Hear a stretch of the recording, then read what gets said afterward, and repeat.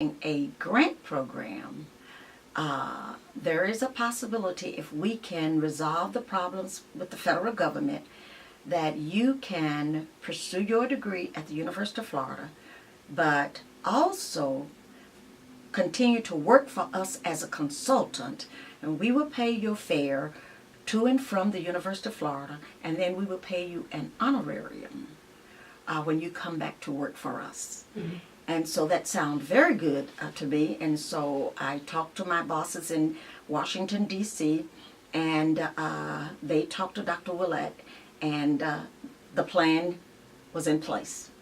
However, I lost friends.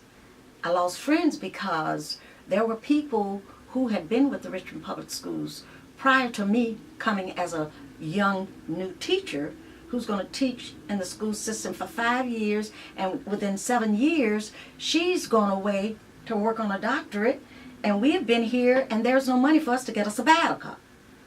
So I lost one of my best girlfriends because I was going away to go to school to get my degree, and she had been applying and didn't have anything and was not afforded an opportunity to get any money from the school division. And then I had two of my bosses that really, really upset me, because when they knew, they were working on their doctorates too at the University of Virginia, and they wanted sabbaticals and couldn't get them. And so when they knew that Dr. Willett had arranged to work through strategies for me to go away and then keep getting a salary to come back and forth, they were very, very upset with me. And said some very derogatory things. They just felt that it should have been their chance to go away and earn their degree and come back, and not mine, because I hadn't paid the dues they had paid, because I wasn't as old as they were, and I hadn't been there that long. Mm-hmm. They even went so far as to go to the superintendent to tell the superintendent that I could not operate the program out of Florida, so he needed to hire somebody in my place. And so the superintendent gave them the autonomy to do that, and they did. They hired a lovely young lady, and she was white, and but she couldn't do the job. So they supported her so she could make it through the couple of years that she did work. But I must say, the part that was disappointing to me is, I guess some of the experience I had with the whites, I kind of expected that. But I did not expect to be hurt by my own brothers and my own sister, my color. And I just felt that that was a put down. I felt that at that time we did not support each other. And I feel today we still don't support each other. Mm-hmm. Some of us, not all of us. Mm-hmm.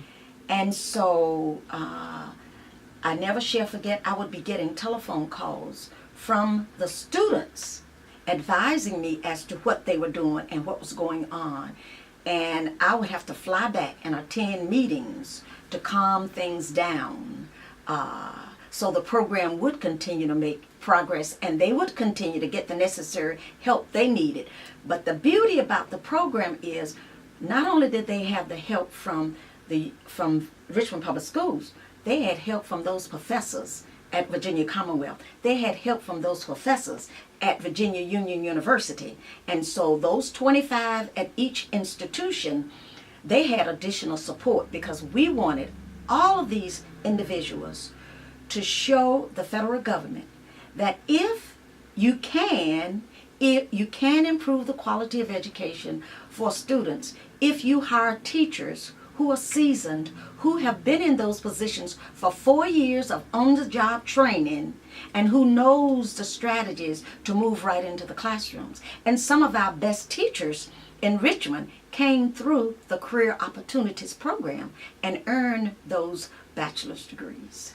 With their work experience and their academic. Yes. Yeah. And the other beauty about what we put in the proposal is that those students, if they were qualified and met the criteria, would get the jobs over new teachers who were coming in with no experience. So the time frame is like the 1960s? And these are African American students? No, this is more 1960, 67. Because I taught 5 years. Okay. And then I moved into that position. And that grant was for 5 years. And these were African American students? All African American students, yes. Okay. So now you're in the University of Florida, and you're working on your doctorate. Yes. What was it like at the University of Florida? Was it racism? Did you experience any racism, segregation? Yes, lots of it. To the point that I was ready to quit after my first year there. First of all, I was the first black student at the University of Florida in administration and supervision. And my major was curriculum and instruction with a minor in administration and supervision because I had already had a lot of classes. But I never shall forget, after going to the University of Florida and meeting my wonderful, wonderful teacher and my advisor and my chair of my dissertation, Dr. Lewis. He was remarkable. He was a remarkable man, and I love him today. And so I went to one of my classes, and I walked into that class, and there were all white students, young students. And I'm the only black. And when I walked in, he was calling the roll. And so when he walked in, he asked me my name. And I told him, my name is Alice Lucinda Howard. And he said, you're the one that I just called. And I said, oh, I'm sorry. I'm not late. He said, no, you're not late, but I'm starting my class. And I do start class on time. I said, okay, I'll be here. And then he said, you know, this is not going to be a good journey for you because I don't like blacks. And I don't want to teach no blacks. And I don't want you in my class. And I sat there and I thought about what my mother said. And I paused and I smiled. And I said, you know, I'm not going anywhere. I came down here to get a degree. And when I leave, I will have my degree. The young ladies could not believe it. The guys couldn't believe it. All of them turned red. And so I sat there. I didn't say another thing. But I didn't cry. My mom and dad told me, you don't ever show your emotions until you're by yourself. And I stayed in that class during that whole period, taking notes and praying and saying, Mama, I need your guidance now.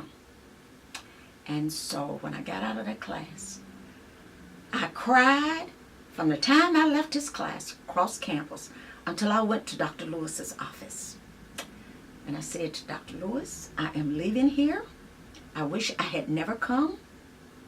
The professor has just embarrassed me before all of these 25 little young white ladies and guys, and I can't go back in there.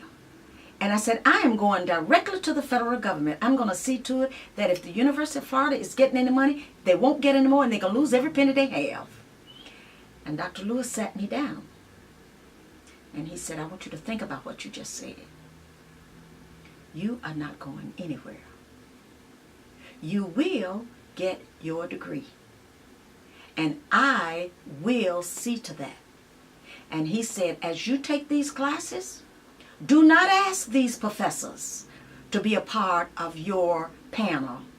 He said, because I know there are professors who will get at me through you. And he said, I will wait until you are almost ready to defend your dissertation, and I will pick your committee for you. That is the best thing he could have ever done. He said, and you leave this professor up to me, and you stay in that class. And I did. And I left it up to him. And so, around the end of the class, I didn't know what had happened because I didn't say anything else to him because I had faith and confidence in him. And at the end of the class, that semester, we had a visitor to come into class. And the visitor was the president. And the president made him apologize to me before the entire class. That's the best thing that could have ever happened. Because you see, the University of Florida needed me. And I needed them because I'm black. And I don't have no money. And they got to say that they are beginning to take black students.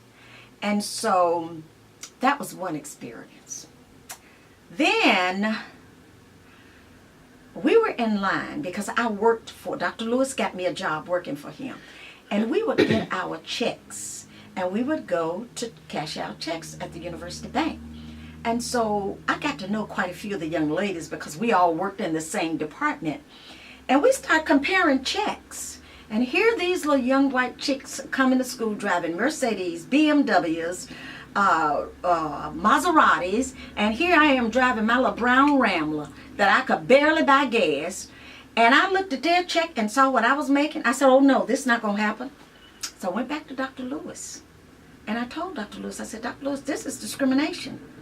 Their checks double mine. They don't do as much work as I do. I said, I cannot, my son and I cannot live off of this money. I said, I'm going back home. He said, calm down. Let me see what I can do. So I did. And he came back and he gave me an increase in my money. So I don't know what the other ones were. I don't know what they said, but we never compared checks no more. But I'm glad we did because I probably wouldn't have gotten the money. And so then I had another professor. Every time I walked in his administrative class, he had some kind of sexist racial comment to make. I was the only woman in that class with all these white males. And this is administration and supervision. And back then, women didn't go into administration and supervision. But because it was going to be my minor, I had to take some additional classes. And I never shall forget Dr. Nunnery. God bless his soul. When I first walked in there, he said, who are you? And I said, I'm Alice Lucinda Howard. And he said, what you doing in my class? You're too pretty. You're too petite to be in a